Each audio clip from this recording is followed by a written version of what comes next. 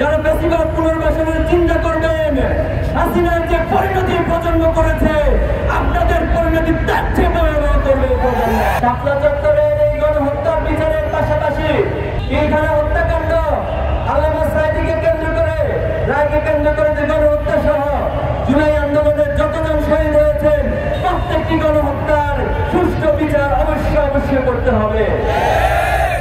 আমরা দাবি করতে চাই সুষ্ঠু তদন্তের মাধ্যমে শহীদদের সঠিক সংখ্যা, সঠিক তালিকা প্রকাশ করা হোক।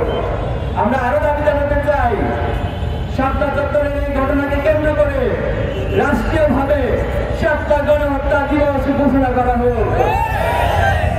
এই জাতিসত্তার ইতিহাস যদি আপনারা পড়ে থাকেন, এই ভূখণ্ডের জাতিসত্তার ইতিহাস প্রমাণ করে এই ভূখণ্ডে ইসলাম প্রিয় আলেম ওলামাদের অবদান অনেক বেশি। যমুনা স্মার্ট রেফ্রিজারেটর, স্মার্ট লাইফে স্মার্ট রেফ্রিজারেটর। 24 সালের জুলাই আগস্টের যে আন্দোলনের পর আমরা কি ফ্যাসিস্ট মুক্ত বাংলাদেশ গড়ার স্বপ্ন দেখেছি।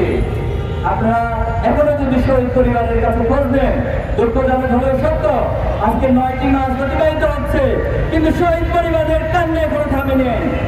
আমাদের আহত ভাইয়েরা এখনো পর্যন্ত অনেকে হসপিটালে আহত অবস্থায় কাটাচ্ছেন। শহীদ পরিবারগুলো এখনো বিচারহীনতার মধ্য দিয়ে যাচ্ছে, তারা এখনো বিচার দাবি করছে।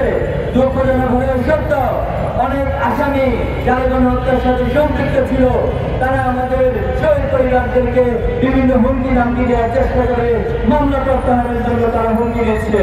আজকে যারা সরকারে বসে আছেন, যারা প্রশাসনে আছেন, আপনারা অবশ্যই এই গণহত্যার সুষ্ঠু বিচার আপনাদেরকে করতে হবে। আপনারা মনে রাখবেন, আপনারা সাধারণ কোন প্রক্রিয়া ক্ষমতায় বসেননি, আপনারা কোন আইনি প্রক্রিয়া মেনটেন করে ক্ষমতায় বসেননি। তাই গণহত্যার বিচারের জন্য আমাদেরকে কোন আইনি প্রক্রিয়া, কোন হাইকোর্টে কোন রাজনীতি করবেন না। আপনারা অতি দ্রুত এই গণহত্যার কার্যকর এবং দৃশ্যমান বিচার ব্যবস্থা আপনাদেরকে করতে হবে। আপনাদের মধ্যে অনেকের নাম আমাদের কাছে এসেছে, অনেক তথ্যপত্র আমাদের কাছে এসেছে। আপনারা ফ্যাসিবাদকে পুনরায় এই বাংলাদেশে পুনর্বাসনের জন্য চেষ্টা চালিয়ে যাচ্ছেন। আমরা কারো নাম উল্লেখ না করে হুঁশিয়ারি করতে চাই, যারা ফ্যাসিবাদ পুনর্বাসনের চিন্তা করবেন, হাসিনার যে পরিণতি প্রজন্ম করেছে, আপনাদের পরিণতি তার চেয়ে ভয়াবহ করবে।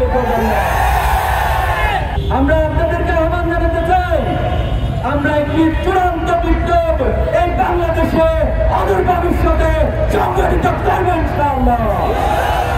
একটি চূড়ান্ত বিপ্লবের ইশতেহার ঘোষণার জন্য প্রস্তুতি নেওয়ার জন্য ছাত্র সমাজ সহ দেশবাসীকে প্রস্তুতি নেওয়ার উদাত্ত আহ্বান জানাচ্ছি।